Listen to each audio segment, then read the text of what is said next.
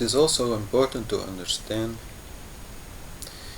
the relationship between the elements, in the sense that space is just space.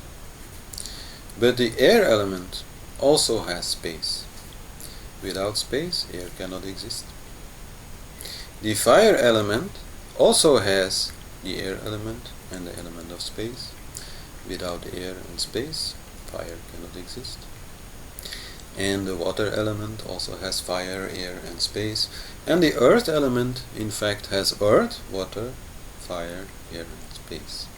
That is important also to understand the play of these elements in our body.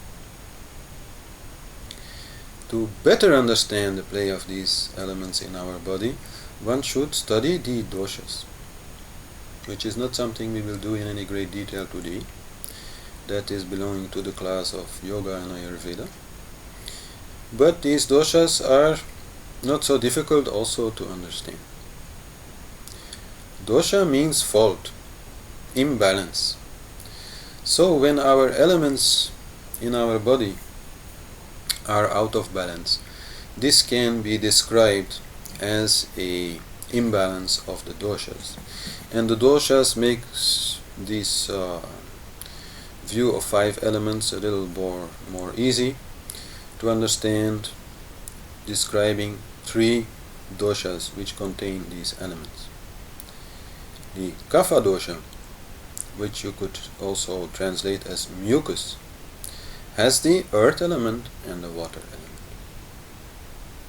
The pitta dosha, which you could describe as bile or translate as bile, has the fire element and the air element. And the vata dosha has the air element and the space element. So if pitta is out of balance, is aggravated, is too much, then we are feeling hot, then we are easily angry, then we may get skin rashes, stomach acidity, arteriosclerosis and so on. If the kapha dosha is out of balance, then this will show as having too much mucus, so we will have a cold, a cough.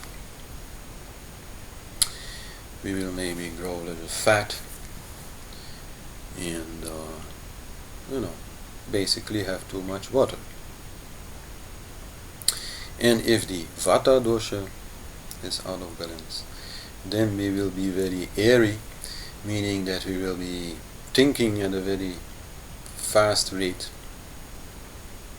restless, and this can actually cause many other problems. Most problems in our body are caused by the vata dosha, because if vata gets out of control, it will also create disturbances in the 2 other doshas, because vata is the great mover. It moves pitta, it moves kapha. So if vata starts behaving a little erratically, this will also affect the other doshas. So there is a knowledge there to study, and through the understanding of these doshas, one can easily take care of the health of the body, as long as it's nothing very serious. Like if you're feeling a little bit overheated, over ambitious, have some water, put out the fire. Very easy. On the other hand, if you are a little bit cold and not very active, not very energetic, a little lazy, then kapha is the main problem. So if you have a little bit too much water, add some fire, take some ginger, take some hot spices, and this will remove this imbalance in the kapha dosha. And vata dosha, when this is too much, also fire will help. But just enough fire so that the air kind of expands and leaves the body, and then vata is the most difficult one to deal with. Pitta is dry and hot. So adding water solves both problems. Kapha is cold and wet. Adding a bit more fire solves both problems. But Vata is cold and dry. So if you add too much fire to it, it will remove the cold but stimulate the dryness, and Vata will return.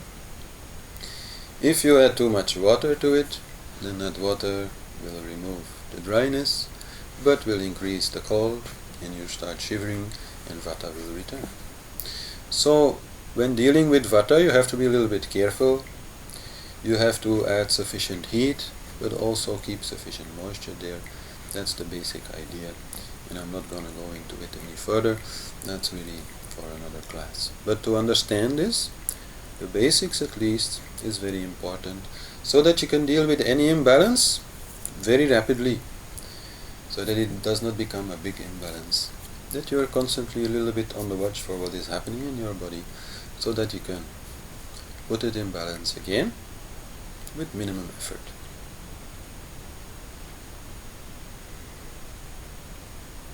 Next to our 5 elements, our 5 sense organs, we also have 5 work organs. We have the tongue, we have the hands, we have the feet, we have the genitals, and we have the anus. That's all we do. We walk, we talk, we move things around with our hands, we use the genitals, and we shit. That's basically our life, No, I'm just joking. These are our work organs, and the 5 sense organs and 5 work organs together are called the 10 Indriyas.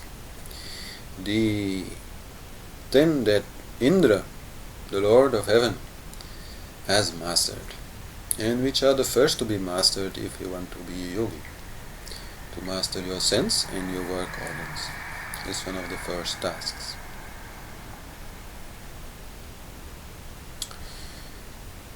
What else is there also in our body are the 72,000 nadis, channels for prana, channels for subtle energy. Part of these can be seen as nerves, part of them can be seen as the meridians used in acupuncture, and some of those are even more subtle.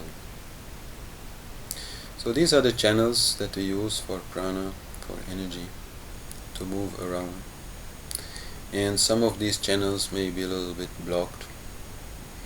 Some of the channels may simply not be very much used, so in that way they also become a little blocked. So that is also part of the work done, for example, in asana practice.